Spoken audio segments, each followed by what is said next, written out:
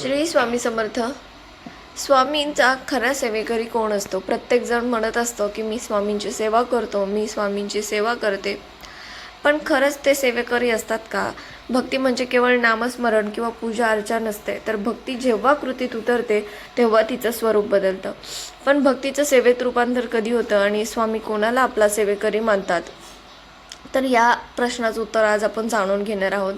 स्वामी वाणी सांगते की जेव्हा अनन्य भक्ती प्रत्यक्ष कृतीत येते, जेव्हा तिचे रूपांतर सेवेत होते, त्याचा अर्थ असा की जेव्हा तुम्ही केवळ ओठांनी स्वामींचे नाव न घेता तुमच्या हातांनी कोणाची तरी मदत करता, भुकेलेला अन्न देता, निस्वार्थपणे काम करता, तेव्हा तुमची भक्ती आता सेवा बनलेली असते. जेव्हा तुम्ही कर्म करत राहता आणि त्या कर्माच्या फळाची अपेक्षा न ठेवता ते तुम्ही चालूच ठेवता.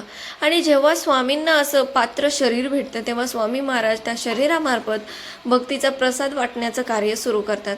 स्वामींना असे शरीर हवं असतं जे शुद्ध आहे, ज्याच्या मनामध्ये अहंकार नाही. अशा व्यक्तीला स्वामी स्वतःचे माध्यम बनवतात आणि त्याच्या हातून समाजाचे कल्याण घडवून आणतात.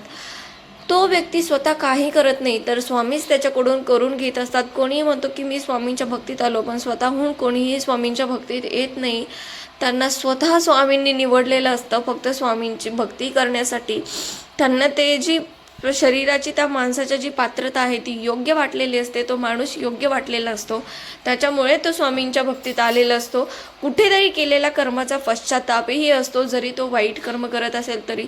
आता तो पुण्याच्या मार्गावरती चालण्यासाठी अग्रेसर असतो, तेव्हा स्वामी त्याला स्वतः निवडत असतात.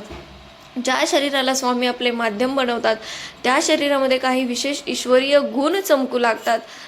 भक्ती आणि विश्वास, स्वामीवरील अढळ श्रद्धा, संकटांना न घाबरता सामोरं जाण्याची ताकद आणि नवनिर्मित करण्याची आणि चांगली घडवण्याची बुद्धी, प्रत्येक गोष्टीसाठी ईश्वराचे आभार मानण्याची वृत्ती ह्या शरीराला सेवेकरी म्हणतात. आपण सर्व स्वतःला स्वामींची सेवेकरी म्हणून घेतो, पण विचार करा की आपल्या कृतीत भक्ती आहे का? आपल्यात हे ईश्वरीय गुण आहेत का? जर आपल्याला स्वामींचा खरा सेवेकरी व्हायचं असेल तर आपली भक्ती कृतीत आणली पाहिजे. जेव्हा आपण निस्वार्थ होऊ तेव्हाच आपण स्वामी समर्थांचे भक्तीमध्ये लीन होऊ आणि तेव्हाच आपल्याला स्वामी समर्थ आपले माध्यम बनवतील.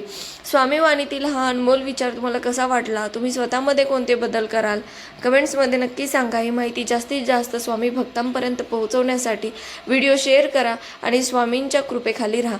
श्री स्वामी समर्थ. श्री गुरुदेव दत्त.